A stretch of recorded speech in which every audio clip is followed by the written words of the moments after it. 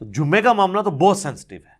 جمعے کی آپ اہمیت کا اندازہ اس بات سے لگا دیں کہ جمعے کی نماز کے اوپر ایک پوری سورت ہے، اس کا نام ہی سورۃ الجمعہ ہے، سورت نمبر 62 پارہ نمبر 28 میں، اور اس میں باقاعدہ اللہ تعالیٰ نے جمعے کی فرضیت کا ذکر کیا ہے. اعوذ باللہ من الشیطان الرجیم، بسم اللہ الرحمن الرحیم.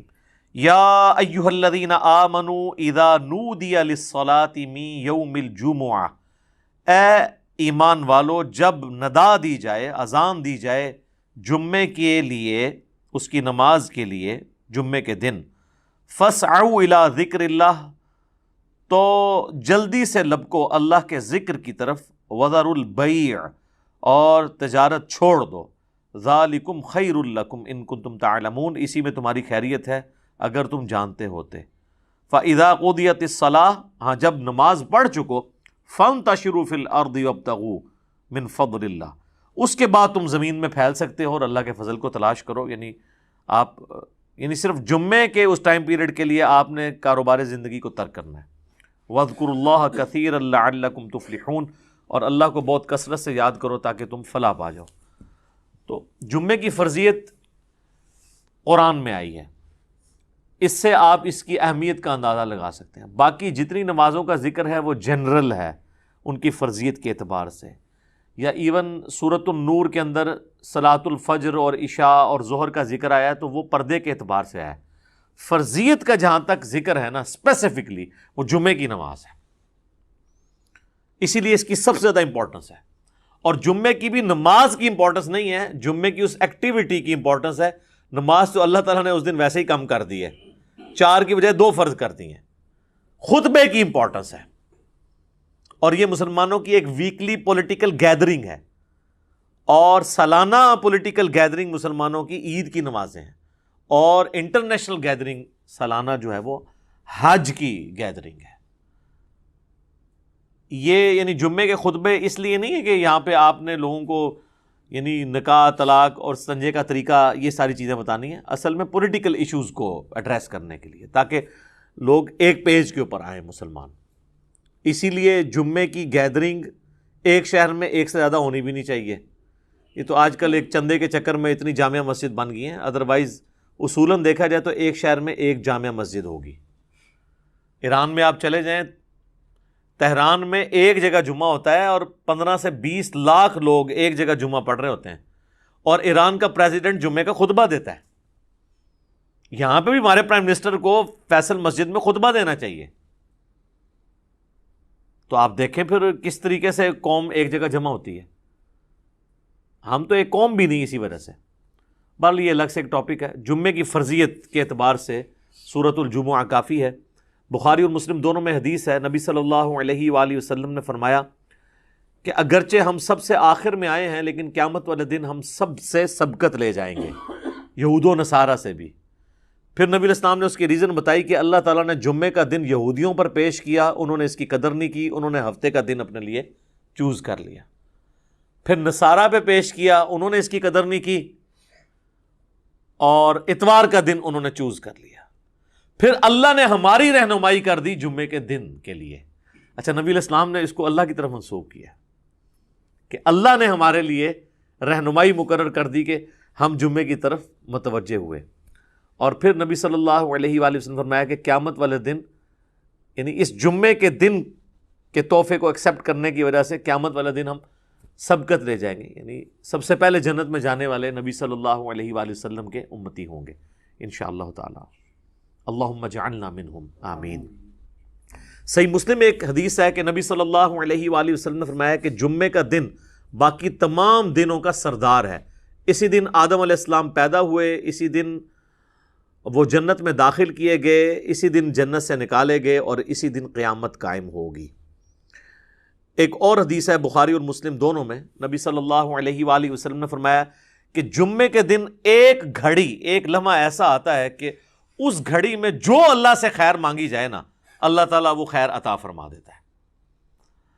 اچھا، اس میں اب مختلف اقوال ہیں. بہرحال صحیح مسلم میں ایک حدیث ہے کہ نبی علیہ السلام نے فرمایا کہ یہ جو قبولیت کی گھڑی ہے نا، یہ خطیب کے ممبر پر بیٹھنے سے لے کر نماز جمعہ کے ختم ہونے تک ہے. اس دوران یہ ایکٹیویٹی ہے، یعنی ایک گھڑی ایسی آتی ہے جو قبولیت کا وقت ہے۔ ویسے پبلک میں مشہور ہے کہ وہ 2 خطبوں کے درمیان وہ بھی ہو سکتا ہے، اس کے علاوہ بھی نماز کا بھی وقت ہو سکتا ہے جس میں آپ اللہ کی طرف رجوع لاتے ہیں۔ اس لیے آپ دیکھیں کہ بخاری اور مسلم دونوں میں حدیث ہے، نبی صلی اللہ علیہ وآلہ وسلم نے فرمایا جو جمعے والے دن سب سے پہلی گھڑی میں آتا ہے اسے اونٹ نحر کرنے کا ثواب دیا جاتا ہے، جو اس کے بعد آتا ہے اسے ایک گائے ذبح کرنے کا ثواب، جو اس کے بعد آتا ہے اسے ایک بھیڑ یا بکری ذبح کرنے کا ثواب، جو اس کے بعد آتا ہے اسے ایک مرغی ذبح کرنے کا ثواب، اور جو بالکل اینڈ پہ آتا ہے اسے انڈا صدقہ کرنے کا ثواب۔ اور پھر اس کے بعد الفاظ ہے کہ اس کے بعد فرشتے رجسٹر بند کر دیتے ہیں جب خطیب ممبر پہ چڑھ جاتا ہے، یعنی یہ ساری گھڑیاں خطیب کے ممبر پہ چڑھنے سے پہلے ہیں، اور پھر فرشتے جو ہیں وہ بھی الذکر سننا شروع کر دیتے ہیں۔ الذکر یعنی جو خطیب خطبہ دے رہے ہیں، بشرطے کہ وہ ذکر ہو، کہانیاں نہ ہوں۔ الذکر تو پھر سر یہی ہے، انا نحن نزلنا الذکر وانا لہ لحافظون۔ صحیح مسلم میں حدیث ہے کہ نبی علیہ السلام کے جمعے کا خطبہ جو ہے وہ قرآن ہی ہوا کرتا تھا۔ 4 حدیثیں اوپر تلے۔ ایک صحابیہ کہتی ہے کہ میں نے حضور علیہ السلام سے جمعے کے خطبے میں اتنی دفعہ سورہ قاف جو پارہ نمبر 26 میں آتی ہے سنی کہ مجھے زبانی یاد ہو گئی۔ اب ہر جمعے میں وہ ظاہر تذکیر والی صورت ہے تو وہ الذکر سننا شروع کر دیتے ہیں، اور پھر اس کے بعد جو آتا ہے نا، پھر اسے نارمل صرف نماز کا ثواب ملتا ہے، جو ایکسٹرا آرڈنری ثواب ہے نا جمعے کا وہ ختم ہو جاتا ہے۔ اچھا، اسی حدیث میں الفاظ ہیں کہ جو پہلی گھڑی میں آئے اس کے لیے ثواب، پھر اس میں نبی علیہ السلام نے یہ بھی فرمایا کہ پھر جتنا مقدر ہو تم نماز ادا کرو، یعنی جمعے سے پہلے آپ 2 4 6 8 10 جتنی مرضی نفلی رکعتیں پڑھ سکتے ہیں۔ اچھا، اس میں ایک حدیث ضعیف بھی پیش کی جاتی ہے ابو داؤد کی کہ جمعے والے دن مکروہ وقت کوئی نہیں ہوتا، وہ روایتی کمزور ہے، اس کا تو آپ نے بہرحال خیال رکھنا ہوگا۔ وہ جو 5-7 منٹ ہوتے ہیں جب سورج اپنے ٹریک میں بالکل سینٹر میں ہوتا ہے، جسے آپ زوال کہتے ہیں، وہ زوال نہیں ہوتا، وہ ضحوہ کبریٰ ہوتا ہے۔ زوال آفتاب تو کہتے ہیں آپ ظہر کا وقت شروع ہونے کو ہے، سورج گرنا شروع ہو جائے مغرب کی طرف، سینٹر سے ذرا سا ہٹے گا تو مکروہ وقت ختم ہو جائے گا۔ ایگزیکٹ سینٹر میں آپ سمجھ لیں وہ جو 5-7 منٹ ہیں وہ مکروہ وقت ہے، اس سے پہلے بھی آپ نفلی نماز پڑھ سکتے ہیں، اس کے بعد بھی ایگزیکٹ اس وقت نہیں پڑھ سکتے، تو جتنی مقدر ہو پڑھو۔ البتہ بخاری اور مسلم میں حدیث ہے کہ جب خطیب جو ہے وہ خطبہ دے رہا ہو نا تو پھر آپ نے 2 رکعتیں پڑھنی ہے، اور اس وقت تک نہیں بیٹھنا جب تک وہ 2 رکعتیں نہ پڑھ لیں۔ یہ جمعے کے دن کا پروٹوکول ہے، عام نمازوں کے لیے نہیں ہے، اور 2 سے زیادہ پھر نہیں پڑھنی جب خطبہ شروع ہو جائے، کیونکہ اصل مقصد تو خطبہ سننا ہے۔ اور اگر خطبہ شروع نہیں ہوا تو صحابہ کا جو معمول ہے وہ کم از کم 4 رکعتیں تھی جمعے سے پہلے، کم از کم 2 تو پڑھنی ہے آپ نے۔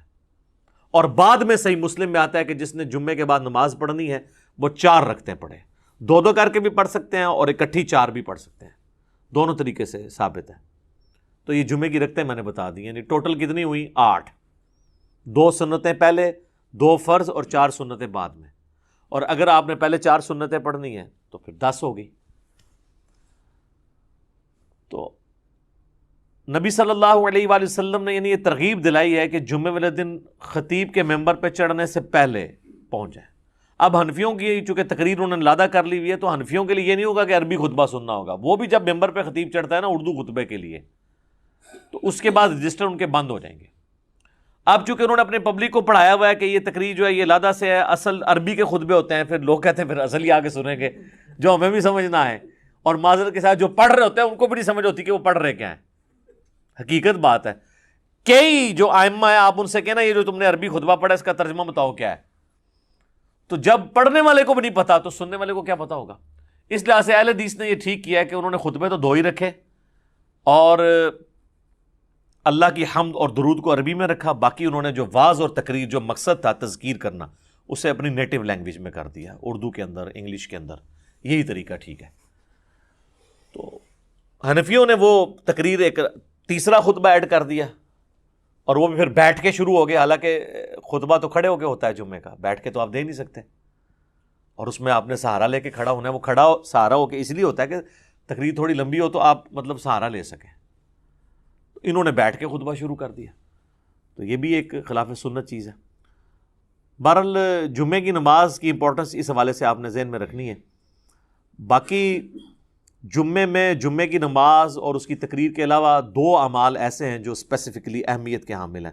المستدرک للحاکم میں صحیح سند سے یہ حدیث ہے، مشکات کے اندر بھی موجود ہے، کہ جو شخص سورۃ الکہف کی تلاوت کر لے جمعے کے دن تو اگلے جمعے تک اس کے لیے ایک نور اللہ کی طرف سے مقرر ہو جائے گا۔